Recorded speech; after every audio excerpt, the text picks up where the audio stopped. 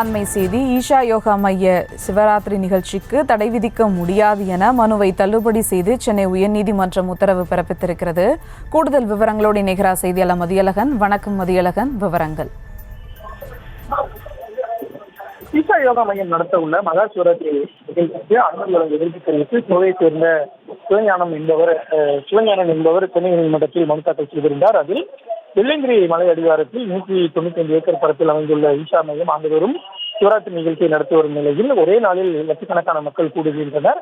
இதன் காரணமாக ஒலி அளவு மாசு காரணமாக விதிமீறல் செயல் எனவும் தெரிவிக்கப்பட்டுள்ளது. மேலும் கழிவுநீர் விவசாய நிலங்களில் வெளியேற்ற தடை விதிக்கப்பட்டுள்ளது தொடர்பாக நீதிமன்றம் உத்தரவிட்டும் அதை முறையாக அமல்படுத்தவில்லை என்றும் தெரிவிக்கப்பட்டிருக்கிறது. இந்த வழக்கு இன்றைய தினம் ஒத்திவைக்கப்பட்ட நிலையில் இந்த வழக்கு இன்று மீண்டும் விசாரணைக்கு வந்த பொழுது கூடுதல் தலைமை வழக்கறிஞர் ஜே ரவீந்திரன் ஆஜராகி மாசு கட்டுப்பாட்டு வாரியத்தின் அறிக்கையை தாக்கல் செய்தார். அதில் தென்மண்டல பசுமை தீர்ப்பாய் உத்தரவின் அடிப்படையில் அனைத்து விதிமுறைகளும் முறையாக பின்பற்றப்பட்டுள்ளதாக தெரிவித்தார்.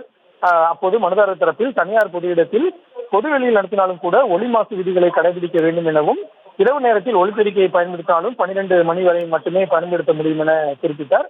இதனைத் தொடர்ந்து இந்த வழக்கில் உத்தரவு பிறப்பித்த நீதிபதிகள் ஈஷா யோகா மைய சிவராத்திரி நிகழ்ச்சிக்கு தடை விதிக்க முடியாது என கூறி இந்த மனுவை தள்ளுபடி செய்து உத்தரவிட்டனர். மேலும் கழிவுநீர் மேலாண்மை மற்றும் ஒலி மாசுவை தவிர்க்க ஈஷா யோகா மையத்திற்கு அறிவுறுத்தியுள்ளதாகவும் தமிழ்நாடு மாசு கட்டுப்பாட்டு வாரிய அறிக்கையில் குறிப்பிட்டுள்ளதை பதிவு செய்து கொண்ட நீதிபதிகள் மக்களுக்கான அடிப்படை வசதிகளை செய்து கொடுக்க வேண்டியது கடமை என கூறி மனுவை ஏற்க எந்த முகாந்திரமும் இல்லாததால் மனு தள்ளுபடி செய்யப்படுவதாக தெரிவித்தனர்.